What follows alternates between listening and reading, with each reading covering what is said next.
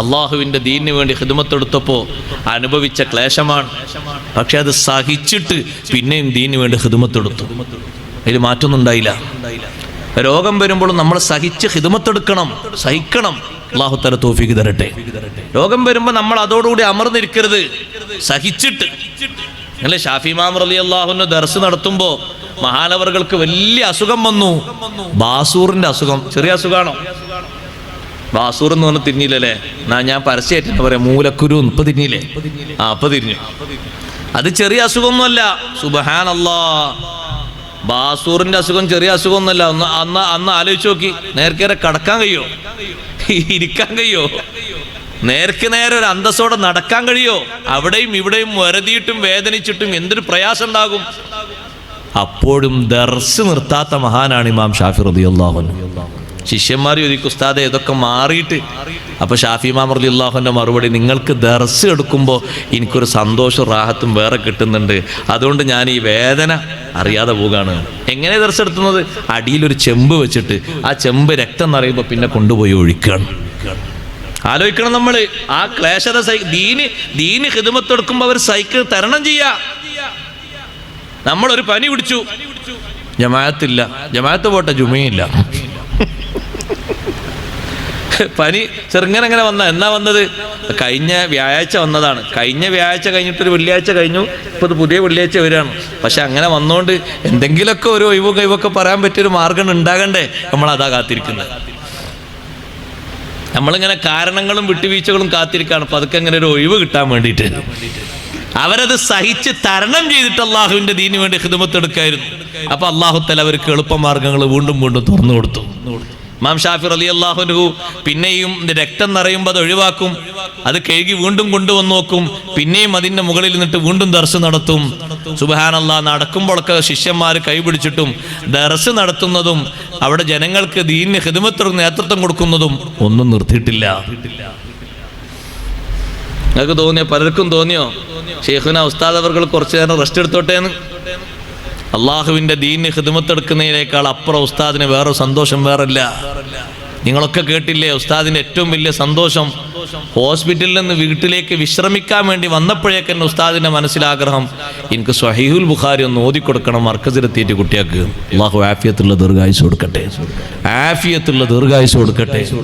അവർക്കതിലാണ് ഏറ്റവും വലിയ ഊറ്റം, ഏറ്റവും വലിയ സന്തോഷം അതിലാ.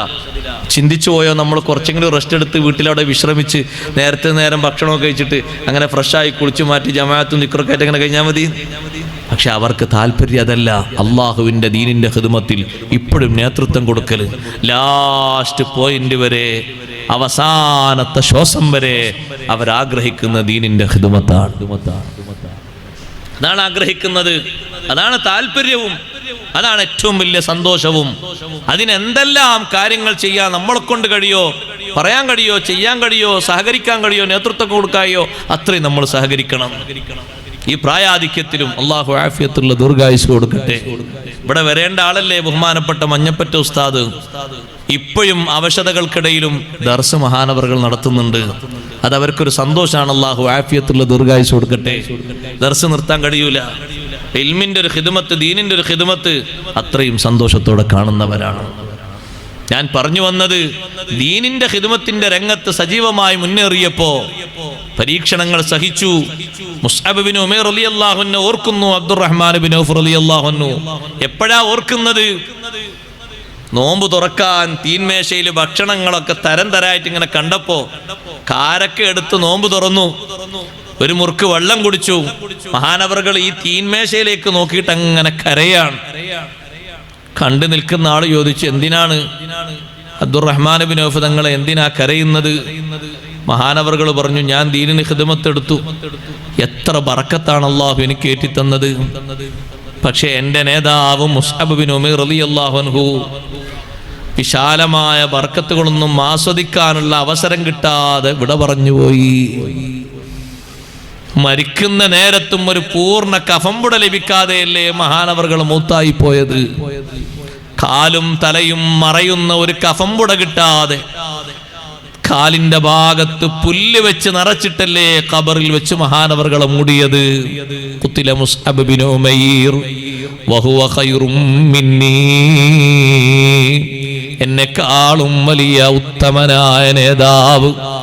ഉഹുദിൽ ഷഹീദായപ്പോഴും ദുനിയാവിന്റെ സൗകര്യങ്ങൾ കുറച്ചല്ലേ ഉപയോഗിക്കാനും സ്വീകരിക്കാനും കഴിഞ്ഞതുള്ളൂ. മഹാനവർകൾ ആലോചിക്കുകയാണ്, ആ അബ്ദുറഹ്മാൻ ഇബ്നു ഔഫ് റളിയല്ലാഹു അൻഹു സമ്പത്ത് ഏറെ അള്ളാഹു നൽകിയപ്പോ, നേരത്തെ ഞാൻ പറഞ്ഞില്ലേ വാഹനങ്ങളിൽ ചരക്ക് വരുന്നത്, ലാഭം കിട്ടിയാൽ ആ ലാഭത്തിന്റെ നല്ലൊരു ശതമാനം അഷ്റഫുൽ ഖൽഖ് സല്ലല്ലാഹു അലൈഹി വസല്ലം തങ്ങളെ വഫാത്തിന് ശേഷം ഏറ്റവും അധികം അവിടുന്ന് പരിഗണിച്ചത് ഉമ്മഹാത്തുൽ മുഅ്മിനീങ്ങളെയാണ്.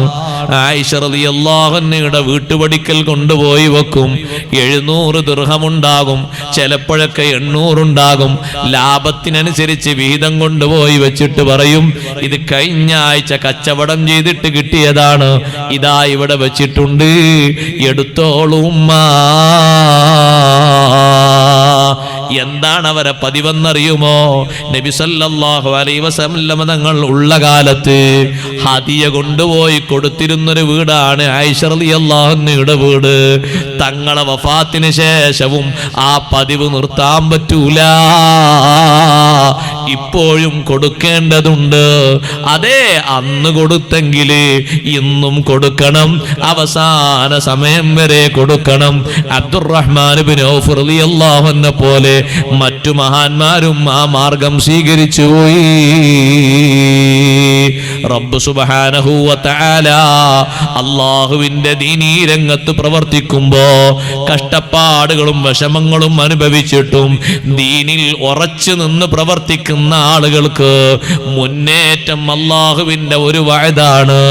വഅദല്ലാഹുല്ലദീന ആമനൂ മിൻകും വഅമിലുസ് സ്വാലിഹാത്തി ലയസ്തഖ്ലിഫന്നഹും ഫിൽ അർളി വലയുമക്കിനന്ന ലഹും ദീനഹുമുല്ലദി ഇർതളാ ലഹും വലയുബദ്ദിലന്നഹും മിൻ ബഅദി ഖൗഫിഹിം അംനാ. ഈമാനോടെ പ്രവർത്തിക്കുന്ന സൽക്കർമ്മങ്ങളിലായി മുഴുകുന്ന ആളുകൾക്ക് അല്ലാഹു നൽകുന്ന വാഗ്ദാനമാണ്. ലയസ്തഖ്ലിഫന്നഹും ഫിൽ അർളി, ഭൂമിയിൽ അവർക്ക് അല്ലാഹു പ്രാതിനിധ്യം നൽകും. എത്ര പ്രയാസങ്ങൾ വിഷമങ്ങൾ ദീനീ രംഗത്ത് സഹിച്ചാലും അല്ലാഹു ഭൂമിയിൽ അവർക്ക് പ്രാതിനിധ്യം നൽകും.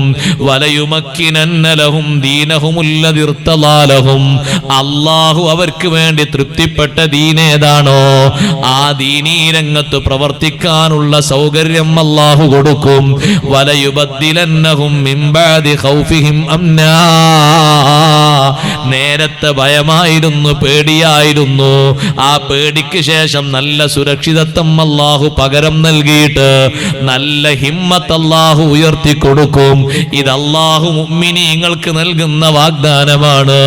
നബി സല്ലല്ലാഹു അലൈഹി വസല്ലം തങ്ങളെ വഫാത്തിന് ശേഷം കിസ്റയും കൈസറും ഖാദിസിയയും ഒക്കെ വിശുദ്ധ ഇസ്ലാമിന്റെ കീഴിൽ വന്നത് സ്വഹാബിമാര് കഠിനാധ്വാനം ചെയ്ത് അല്ലാഹുവിന്റെ ദീനിന് വേണ്ടി പ്രവർത്തിച്ചപ്പോഴാണ് വലിയ സഹായം അല്ലാഹു അവർക്ക് നൽകി.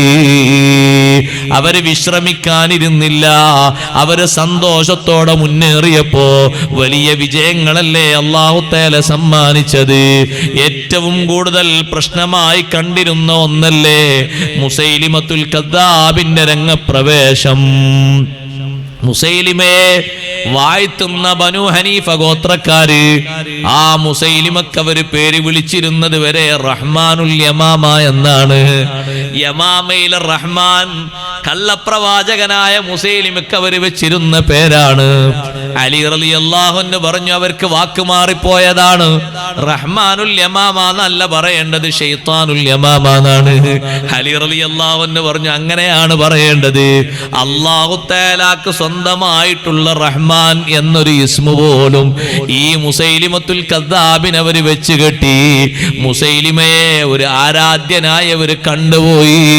അത് വലിയൊരു പ്രശ്നം ഫിത്നമായിട്ട് പിന്നീട് ഉടലെടുത്തപ്പോ സ്വഹാബിമാര് നബി സല്ലല്ലാഹു അലൈഹി വസല്ലമ തങ്ങളെ വഫാത്തിന് ശേഷം അബൂബക്കർ സിദ്ദീഖ് റളിയല്ലാഹു അൻഹുവിന്റെ നേതൃത്വത്തിൽ ഖാലിദ് ഇബ്നുൽ വലീദ് റളിയല്ലാഹു അൻഹുവിന്റെ നേതൃത്വത്തിൽ മുസൈലിമയോട് എതിർത്ത് നിന്നിട്ട് പോരാടിയപ്പോ റബ്ബ് സുബ്ഹാനഹു വ തആല വലിയ വിജയം നൽകി, സ്വഹാബിമാരെ സഹായിച്ചു. മുസൈലിമത്തുൽ കദ്ദാബിന്റെ വാദങ്ങൾ മാത്രമല്ല, അവന്റെ ശക്തിയും അവന്റെ സ്വാധീനവും എല്ലാം തകർന്നു തരിപ്പണമായി പോയി. സഹോദരങ്ങളെ, അള്ളാഹുവിന്റെ ദീനീ രംഗത്ത് നല്ല ശക്തമായി സജീവമായി നമ്മൾ പ്രവർത്തിക്കണം. ഓരോ നാട്ടിലും ഓരോ മഹല്ലത്തിലും അതിനുള്ള പ്രവർത്തനങ്ങൾ നമ്മൾ സജീവമാകണം. അതാരോടും ഉള്ള എതിർപ്പിന് വേണ്ടിയല്ല, വിദ്വേഷത്തിന് വേണ്ടിയല്ല, വൈരാഗ്യത്തിന് വേണ്ടിയല്ല, അള്ളാഹുവിന്റെ പൊരുത്തത്തിന് വേണ്ടി മാത്രമാണ്. ഇഖ്ലാസോടുകൂടെയുള്ള അമല് നമ്മൾ ചെയ്യുമ്പോ റബ്ബ് സുബ്ഹാനഹു വ തആല അവന്റെ ഭാഗത്ത് നിന്ന് വലിയ സഹായങ്ങൾ അല്ലാഹു തആല ചൊരിച്ചു തരും. ആ ഒരു ബറക്കത്തിനോളം വലിയ ബറക്കത്ത് വേറെ ഇല്ല. നബി സല്ലല്ലാഹു അലൈഹി വസല്ലം തങ്ങൾ പറഞ്ഞു, കുടുംബങ്ങളിലും വീടുകളിലും താമസിക്കുന്ന ആളുകൾക്ക് വലിയ ബറക്കത്തുണ്ടാകണമോ? അൽ ബറക്കത്തു മഅൽ അകാബിരി. പ്രായം ചെന്ന ആളുകൾ നമ്മളെ വീടുകളിൽ താമസിക്കണം. പ്രായമുള്ള ആളുകളെ കൊണ്ട് ഒരു പ്രത്യേക ബറക്കത്തുണ്ടോ? ഉണ്ട്. ഇപ്പത്തെ സിറ്റുവേഷനൊക്കെ വേറെയാണ്. അല്ലാ, ഇപ്പൊ അടുത്തൊരു ചിത്രം കണ്ടു. നാടൊന്നും ചോദിക്കരുതേ, പറയാൻ ബുദ്ധിമുട്ടുണ്ട്. എന്താ ചിത്രം എന്നറിയാം നിങ്ങൾ? 3 മക്കളുണ്ട്, ഒരു ബാപ്പക്കും ഉമ്മക്കും. 3 മക്കളും വേറെ വീട് വെച്ച് താമസിച്ചു. ഈ ബാപ്പയും ഉമ്മയും അങ്ങേയറ്റത്ത് പ്രായം എത്തിയിട്ടുണ്ട്. അവർ സ്വന്തം തറവാട്ട് വീട്ടിൽ ഭക്ഷണം ഉണ്ടാക്കാനും അലക്കാനും ഒന്നും കഴിയാതെ രോഗങ്ങളും മറ്റുമൊക്കെ പ്രായാധിക്യം കൊണ്ട് വിഷമിക്കുന്ന ബാപ്പക്കും ഉമ്മക്കും താങ്ങും തണലുമാകാൻ ഒരൊറ്റ മകനുമില്ല. ആ 3 ആൺമക്കളും ഒരു സാധാരണ ആൾക്കാരല്ല, ജീവിതത്തിന് നല്ല നിലവാരമുള്ള ആളുകളാണ്. അവരോട് ആ വിഷയം പറഞ്ഞപ്പോൾ അവരെന്താ പറയുന്നതെന്നറിയോ? ബാപ്പാനെയും ഉമ്മാനെയും ശുശ്രൂഷിക്കാതെ ഞങ്ങൾ അവിടെ ഒരു വേലക്കാരിയെ വെച്ച് കൊടുത്തിട്ടുണ്ട് എന്ന്. നഊദു ബില്ലാഹി മിൻ ദാലിക്. അള്ളാഹു നമ്മളെ കാത്തു രക്ഷിക്കട്ടെ. എന്നിട്ടുണ്ടോ പ്രാരാബ്ദങ്ങളും പ്രയാസങ്ങളും കഴിയുന്നത്? തീരുന്നത്? തീരൂല, തീരാനും പാടില്ല. അങ്ങനെ വേണ്ടേ അല്ലേ? ഇപ്പൊ നമ്മളെ വീടുകളിലൊക്കെ ബാപ്പ വന്നു, ഉമ്മ വന്നു, താമസമൊക്കെയാണ് കുറച്ചു നേരം. കുറച്ച് കഴിഞ്ഞാൽ നമ്മൾ എന്താ ചോദ്യം? ഉമ്മഞ്ഞ എന്നാ പോണെന്നാ, അല്ലെ ബാപ്പ എന്നാ പോണെന്നാ ചോദിക്കുന്നത്. 2 ആഴ്ച കഴിഞ്ഞപ്പോഴേക്ക് നമുക്ക് മടുത്തോ? അല്ലെങ്കിൽ നമ്മളെ കൂടെ കിടക്കുന്ന നമ്മുടെ ഭാര്യക്ക് മടുത്തോ? പെണ്ണിന് മടുത്തോ? അവരൊക്കെ ശരിക്ക് പറഞ്ഞ് പഠിപ്പിക്കണം ബറക്കത്തിന്റെ മധുരം. ബാപ്പയും ഉമ്മയും വല്ലിപ്പയും വല്യമ്മയൊക്കെ കൂടെ താമസിക്കുമ്പോൾ ഒരു ബറക്കത്ത് അത് വേറെയാണ്. അവരുടെ ഒരു പ്രാർത്ഥനയും നമ്മുടെ ഒരു 100 പ്രാർത്ഥനയും തമ്മിൽ വ്യത്യാസമുണ്ട്. അവരുടെ ദിക്റും അവരുടെ നിസ്കാരവും അവർ ചെയ്യുന്ന ഓരോ ഇബാദത്തുകളും ഓരോ സേവനങ്ങളും നമ്മൾ ചെയ്യുന്നതും തമ്മിൽ വലിയ മാറ്റമുണ്ട്. അത് മനസ്സിലാക്കാനുള്ള ഒരു കെൽപ്പ് വേണം നമുക്ക്. അൽ ബറക്കത്തു മഅൽ അകാബിരി എന്ന് സയ്യിദുനാ റസൂലുള്ളാഹി സ്വല്ലല്ലാഹു അലൈഹി വസല്ലം നിങ്ങൾ വെറുതെ പറഞ്ഞതല്ല, നമ്മളൊക്കെ നോക്കി പറഞ്ഞതാ. പവറും പത്രാസൊക്കെ ഉണ്ടാകും. അതിന് ബാപ്പയും ഉമ്മയൊക്കെ കൂടെയുള്ള ജീവിതത്തിന്റെ അത്ര ഒരു പവറും പത്രാസും ഒറ്റക്ക് നീ എത്ര അടിച്ച് പൊളിച്ച് ജീവിച്ചാലും കിട്ടൂല. നിങ്ങളൊക്കെ നിങ്ങളെ നാട്ടിലെ ചിത്രങ്ങളൊക്കെ മനസ്സിൽ കൊണ്ടുവന്ന് നോക്കി. ഞാൻ എണ്ണി പറയണ്ട. അങ്ങനെ ഒന്ന് തികഞ്ഞ ഒരാളുണ്ടെങ്കിൽ ഒന്ന് പറഞ്ഞേക്ക്. എല്ലാം നേടിയെടുത്ത അവരൊക്കെ മാറ്റി നിർത്തിയിട്ടൊക്കെ മുറാദൊക്കെ ആസിലായ സന്തോഷത്തോടെ പോകുന്ന ഒരൊറ്റാളും ഉണ്ടാവില്ല. അവരെ കൂടെയാണ് ബറക്കത്ത്. അല്ലാഹു തആല പോലും പരിഗണിക്കുന്ന ഒരു പരിഗണനയല്ലേ അത്. ഈ ഭൂമിയിൽ വലിയ അദാബ് അല്ലാഹു തആല വർഷിപ്പിക്കാതിരിക്കാനുള്ള കാരണം പറഞ്ഞപ്പോ നബി സല്ലല്ലാഹു അലൈഹി വസല്ലം നിങ്ങൾ എണ്ണിപ്പറഞ്ഞതല്ലേ, ശുയൂഖുൻ റുക്ക, വളയാൻ പോകുന്ന രീതിയിലുള്ള വൃദ്ധന്മാരുടെ ഇബാദത്തും ദിക്റും സ്വലാത്തും ദുആഉം നമുക്ക് അദാബ് അങ്ങോട്ട് പരത്തി തരാതിരിക്കാൻ അല്ലാഹു തആല വെച്ച ഒരു മറയാണത്. ആ പ്രായത്തിലുള്ള ആളുകളെ പരിഗണിച്ചുകൊണ്ടൊരു പരിഗണന അതുണ്ട്. അവിടെ ആ പ്രായമുള്ള ഒരാളില്ലേ, അത്രയും പ്രായമുള്ള അത്രയും ബഹുമാനമുള്ള പ്രായമുള്ള ഒരാളില്ലേ, അതുകൊണ്ടൊരു പരിഗണന, ആ പരിഗണന ഉണ്ട്. ആ പരിഗണനക്ക് വലിയ ലെവലുണ്ട്. അതെപ്പോഴും നമ്മൾ കാണേണ്ട ഒന്നാണ്. അഷ്റഫുൽ ഖൽഖ് സല്ലല്ലാഹു അലൈഹി വസല്ലം തങ്ങൾ പോലും എത്രമാത്രം വലിയ ബഹുമാനമാണ് പ്രായമുള്ള ആളുകളോട് കാണിച്ചതെന്നറിയോ നിങ്ങൾ?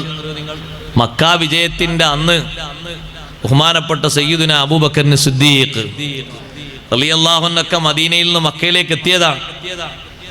അപ്പൊ സിദ്ദീഖ് റളിയല്ലാഹു അൻഹുവിന്റെ ഉപ്പ മകളോട് പറഞ്ഞു, മകളെ എന്താ ഒരു ശബ്ദമൊക്കെ കേൾക്കുന്നുണ്ടല്ലോ കഅബന്റെ ഭാഗത്തുനിന്ന്.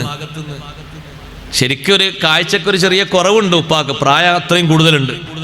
സിദ്ദീഖ് റളിയല്ലാഹു അൻഹുവിന്റെ ഉപ്പ സ്വന്തം മോളോട് പറയാണ്, ഒന്ന് ആ ഉയരത്തിലേക്ക് ഒരു ചെറിയ കുന്നുണ്ട് വീടിന്റെ അപ്പുറത്ത്, ഒന്ന് അങ്ങോട്ട് കൈപിടിച്ച് ഞാൻ നോക്കട്ടെ എന്താണ്. നോക്കിയാൽ കാണുന്നില്ല, പക്ഷെ ഈ മോൾക്ക് നോക്കിയാൽ കാണും.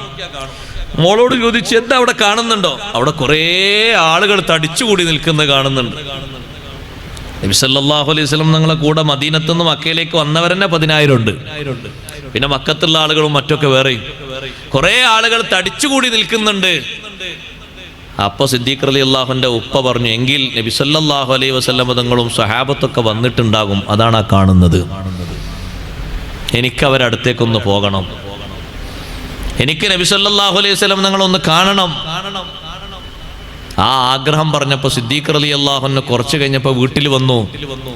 ഉപ്പാന്റെ കയ്യും പിടിച്ച് നേരെ കൊണ്ടുപോകാണ് കഅബയുടെ സമീപത്തേക്ക്, നബി സല്ലല്ലാഹു അലൈഹി വസല്ലം ഇരിക്കുന്ന ഭാഗത്തേക്ക്. സിദ്ദീഖ് റളിയല്ലാഹു അൻഹു ഈ പ്രായമുള്ള ഉപ്പാൻ അങ്ങനെ കൈപിടിച്ച് കൊണ്ടുവരുന്നത് കാണുമ്പോ കണ്ടപ്പോഴേക്ക് നബി സല്ലല്ലാഹു അലൈഹി വസല്ലം തങ്ങൾ എഴുന്നേറ്റു, അടുത്തേക്ക് വന്നു പരിചയം പുതുക്കി. കൈ കൊടുത്തപ്പോഴേക്ക് ഷഹാദത്ത് കലിമ ചൊല്ലിപ്പോയി. അല്ലാഹുവിന്റെ റസൂല് സല്ലല്ലാഹു അലൈഹി വസല്ലം പറഞ്ഞു, സിദ്ദീഖേ, ഇത്ര പ്രായമുള്ള ഉപ്പാനെ ഇങ്ങോട്ട് നടത്തിക്കൊണ്ടുവരേണ്ടതുണ്ടായിരുന്നോ? നമുക്ക് അങ്ങോട്ട് പോകാമായിരുന്നില്ലേ? എത്ര പ്രായമുണ്ട് ഉപ്പാക്ക്? സിദ്ദീഖ് റളിയല്ലാഹു അൻഹു പറഞ്ഞു, അല്ല നബിയെ, ഉപ്പ ഇങ്ങോട്ടാണ് വരേണ്ടത്, അതാണല്ലോ അതിന്റെ ബഹുമാനത്തിന്റെ ശൈലി എന്ന് പറഞ്ഞു. പക്ഷേ നബി സല്ലല്ലാഹു അലൈഹി വസല്ലം തങ്ങൾ ആദ്യം പറഞ്ഞത് നമുക്ക് അങ്ങോട്ട് പോയി കാണാമായിരുന്നില്ലേ എന്നല്ലേ. എന്തൊരു ബഹുമാനമാണത്! പ്രായമുള്ള ആളുകളെ എപ്പോഴും ബഹുമാനിക്കണം. അവരിൽ നിന്ന് ഒരുപക്ഷെ പ്രായത്തിന്റെ അങ്ങേ അറ്റം എന്ന നിലക്ക് ചില വാക്കുകൾ രസിക്കാതെ വരും, ചില പ്രവർത്തനങ്ങൾ സുഗമമല്ലാത്ത രീതിയിൽ വരും. ക്ഷമിക്കണം ഉമ്മമാരെ, ചെറുപ്പക്കാരികളെ, നല്ല ക്ഷമയോടുകൂടെ സഹനത്തോടുകൂടെ വർത്തിക്കണം.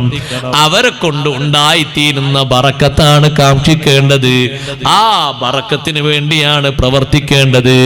ബഹുമാനപ്പെട്ട കലീമുല്ലാഹി മൂസാ അലൈഹിസ്സലാം, അവിടുത്തേക്കാൾ എത്രയോ പ്രായമുള്ള ശുഐബ് നബി അലൈഹിസ്സലാമിന്റെ നിർദ്ദേശം കേട്ട് 10 വർഷക്കാലം മഹാനവറുകൾക്ക് ഖിദ്മത്ത് ചെയ്തില്ലയോ?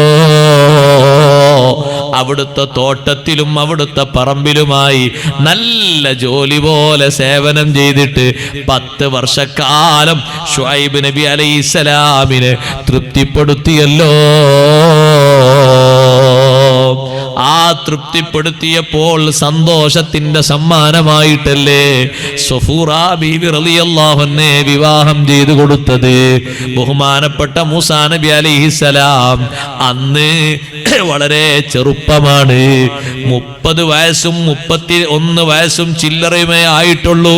ശുഐബ് നബി അലൈഹിസ്സലാമിന്റെ അടുത്തേക്ക് വരുമ്പോ തിരിച്ചു പോകുമ്പോ 40 വയസ്സും ചില്ലറ മാസവും കഴിഞ്ഞിട്ടുണ്ട്. ആ ശുഐബ് നബി അലൈഹിസ്സലാമിന്റെ മകളെ കല്യാണം കഴിച്ചു കൊടുത്തു. രണ്ടാളും കൂടി വീണ്ടും മിസ്റിലേക്ക് പോവുകയാണ്. സന്തോഷത്തോടെയുള്ള യാത്ര.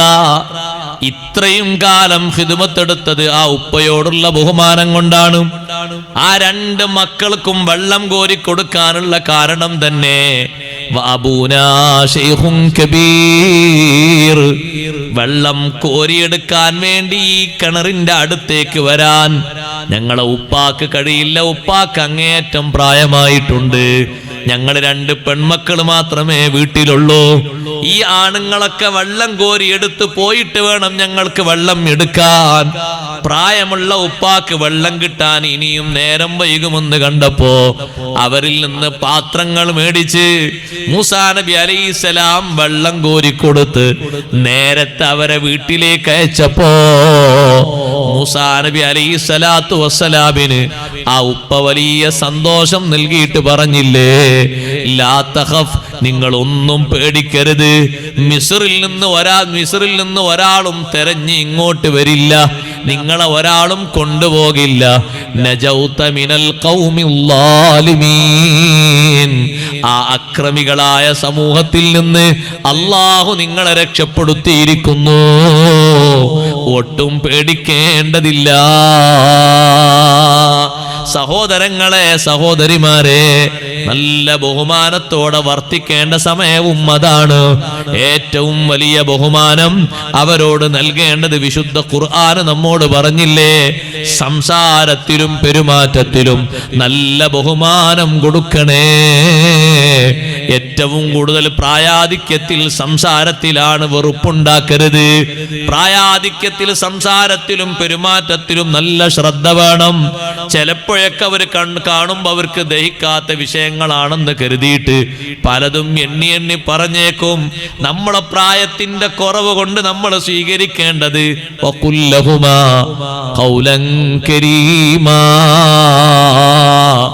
അവരെ വിരട്ടി ഓടിക്കരുത്, വിഷമിപ്പിക്കരുത്, മറ്റൊരു സ്ഥലത്തേക്ക് പോയി താമസിക്കാൻ പറയരുത്.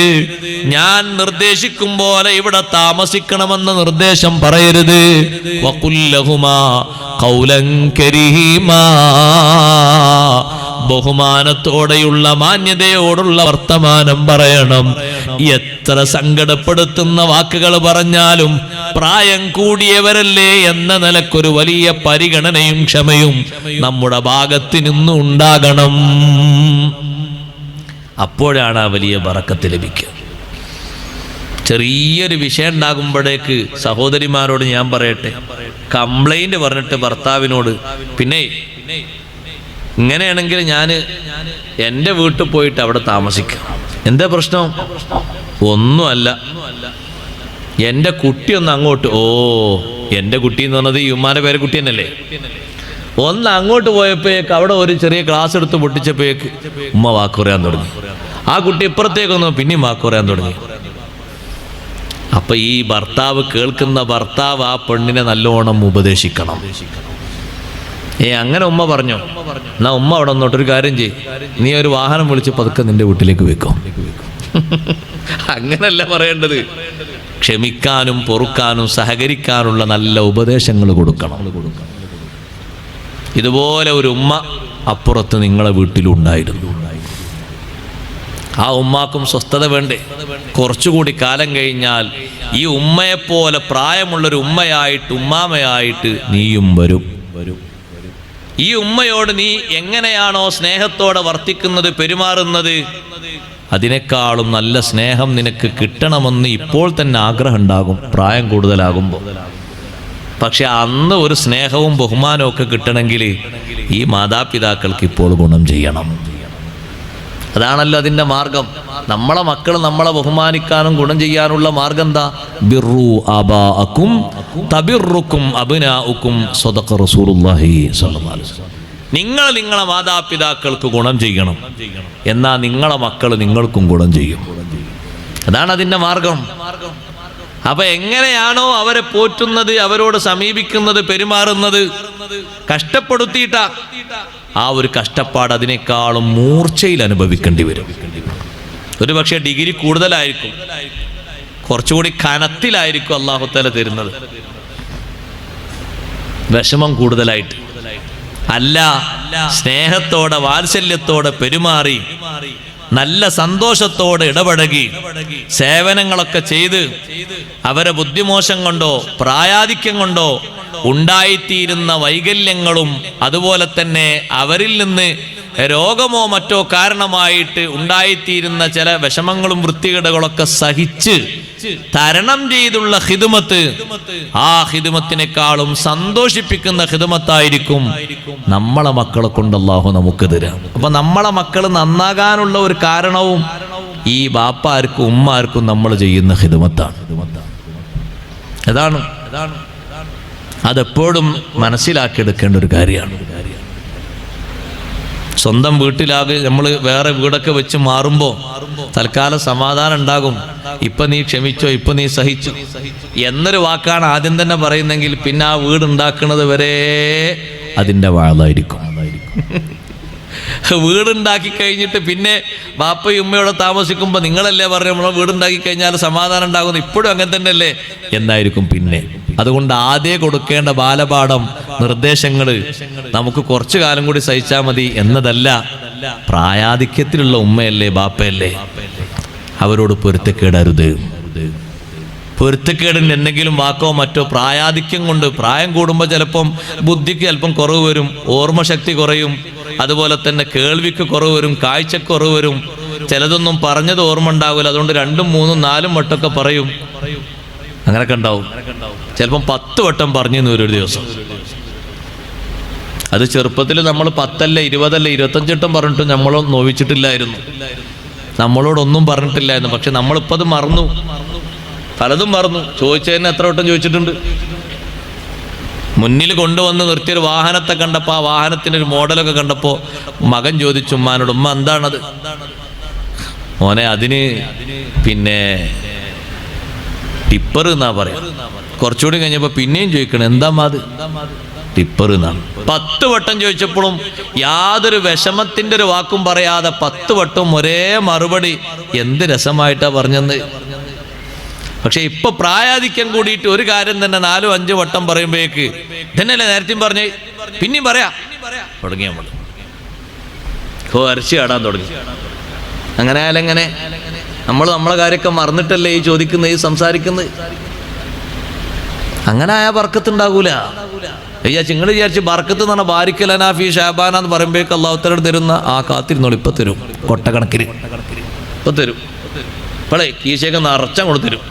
ഒരു ദ്വാ നടത്തുമ്പോഴേക്ക് അതിന് നല്ലോണം അധ്വാനിക്കണം, യത്നിക്കണം. എന്നാൽ അള്ളാഹുത്താല തരുന്നൊരു കയ്യും കണക്കും ഉണ്ടാകൂല. ഇഷ്ടം പോലെ തരും. ഒരു ബാപ്പയെ പഴയ കാലത്ത് ഒരു ബാപ്പയെ നോക്കി ഒരു മകൻ, 4 മക്കളുണ്ട് ചരിത്രത്തിൽ കാണാം. 4 മക്കളിൽ ഒരു മകൻ ബാപ്പയെ നല്ലോണം നോക്കി. കഴിവ് കുറഞ്ഞ മോനാ. പക്ഷെ നോക്കുമ്പോഴൊക്കെ ചെലവ് ചെയ്യുമ്പോഴൊക്കെ മറ്റു മക്കൾ പറയും നോക്കാനൊക്കെ നോക്കിയൊക്കെ, പക്ഷേ ഇതിന്റെ പേരില് അനന്തര സ്വത്തിൽ നിന്ന് വേറെ ഒന്ന് ഏറെ വാങ്ങരുത്. ഓ പാപ്പാന്റെ മുമ്പ് ബരി മരിച്ചാലോ? അല്ല അങ്ങനെ ചിന്തിച്ചൂടെ? ഇപ്പറഞ്ഞ ആൾക്കാർ വാപ്പാനെ മുമ്പ് മരിച്ചാലോ വരാൻ അനന്തരം അങ്ങോട്ടല്ലേ കിട്ടുക? ഇങ്ങോട്ട് കിട്ടുമോ?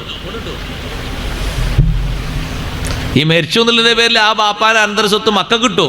മക്കൾ ഇവിടെ ഉണ്ടാവുമ്പോൾ പേരക്കുട്ടിയെ കിട്ടുമോ? ബാപ്പാനെ നോക്കിക്കോളൂ. ബാപ്പാനെ ചികിത്സിക്കുന്നതിന് കുഴപ്പമൊന്നുമില്ല. ലൈസലക്കും മിൻ മീറാസിഹി ഷൈ.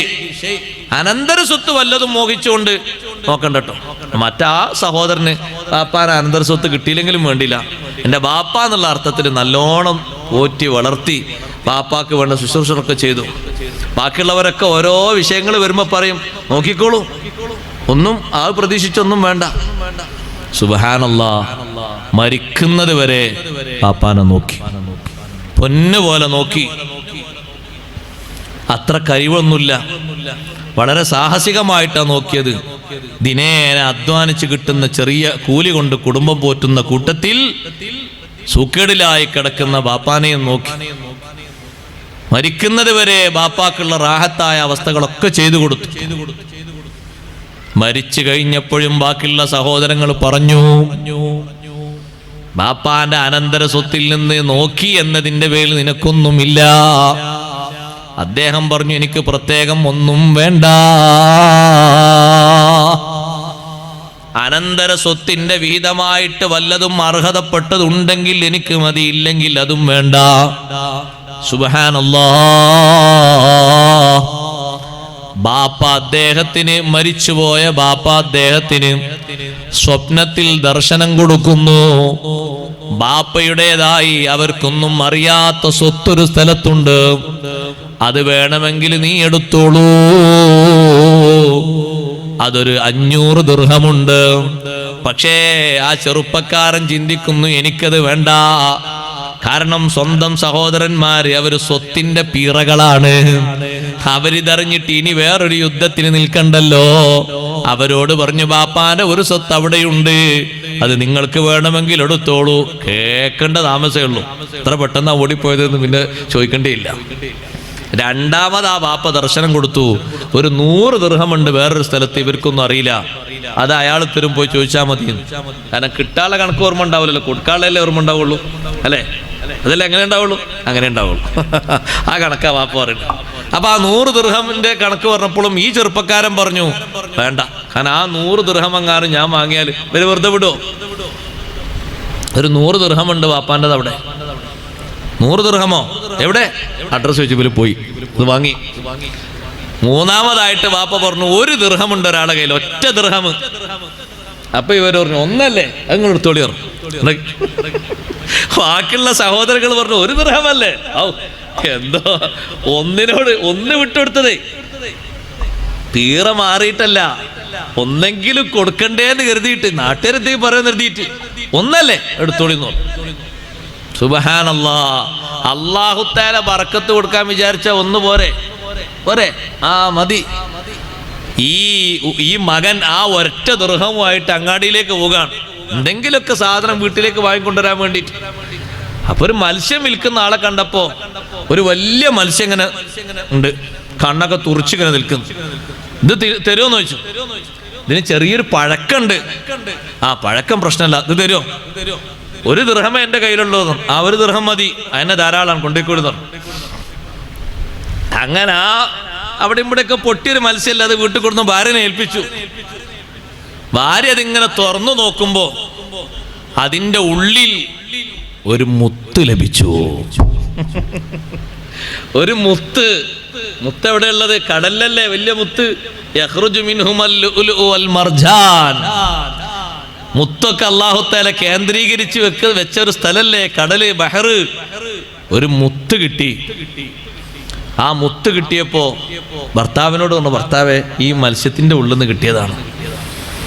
അപ്പൊ അദ്ദേഹം ചെറിയ മുത്തായിരിക്കും എന്ന് കരുതി അത് പുറത്ത് കൊണ്ടുപോയപ്പോ ആളുകളോട് പറഞ്ഞു, ഇതെന്താ? ഇത് എവിടുന്ന് വാങ്ങിയതാ? ഇത് ഇന്നലെ ഞാനൊരു മത്സ്യം വാങ്ങിക്കൊണ്ടുപോയി, അതിന്റെ ഉള്ളിലുണ്ടായിരുന്നു, കീറി നോക്കുമ്പോ ഒരു മുത്താണ്. ഇതിന് വലിയ വില ഉണ്ട് കേട്ടോ, ചെറിയ വില ഒന്നും ആകൂല. ഇതിന്റെ ആൾക്കാരെ കാണിച്ചു നോക്കി. ആൾക്കാരെ കാണിച്ചപ്പോ അവര് പറഞ്ഞു, ഒരു 30,000 ദിർഹം കിട്ടും. അയ്യോ, നേരത്തുള്ള 500 പോയി, 100 പോയി. സങ്കടല്ല, ഒരൊറ്റ ദിർഹമിൽ അല്ലാഹു തആല കൊടുക്കുന്ന ബറക്കത്താ. ഒരു 30,000 ദിർഹം എങ്ങാനും കിട്ടും ഇതിന്. 30,000 ദിർഹമോ? ഇയാൾ ചോദിച്ച അത്ഭുതത്തോടെ. ഈ ഒരു മുത്തിന് 30,000? ഇതിനെന്താ വില? ഇങ്ങനൊരു മുത്ത് ഇയാളെ കയ്യിലുണ്ട് എന്ന് നാട്ടിലെ രാജാവിന് വിവരം കിട്ടി. രാജാവ് ആ മുത്തൊരു കൊട്ടാരത്തിലേക്ക് ചെല്ലാൻ പറഞ്ഞു. ആ മുത്ത് ഇങ്ങനെ നോക്കിയിട്ട്, കൊട്ടാരത്തിലുള്ള മുത്തും പിന്നെ രത്നങ്ങളൊക്കെ നോക്കുന്ന ആൾക്കാർ നോക്കിയിട്ട്, അതിന് ചില സ്പെഷ്യൽ ആൾക്കാരുണ്ടല്ലോ, അവർ നോക്കിയിട്ട് പറഞ്ഞു, രാജാവേ, ഇതിന് ഒരു ഇണ കൂടി അല്ലെങ്കിൽ ഒരു തുണ കൂടി ഇതിന് വേറൊന്നുകൂടി ഉണ്ടാകും. അതുകൂടി കിട്ടിയാൽ, ഇദ്ദേഹത്തിന് 2ഉം കൂടി കിട്ടിയാൽ 1,00,000 ദിർഹം കൊടുക്കാന്നോ. അല്ലാ, ബാക്കിയുള്ള സഹോദരന്മാർ ഇത് അറിയണ്ടല്ലേ. ഇനി അറിഞ്ഞിട്ടെന്താ കാര്യം? ബാപ്പ മരിച്ച മണ്ണിലെത്തിയില്ലേ?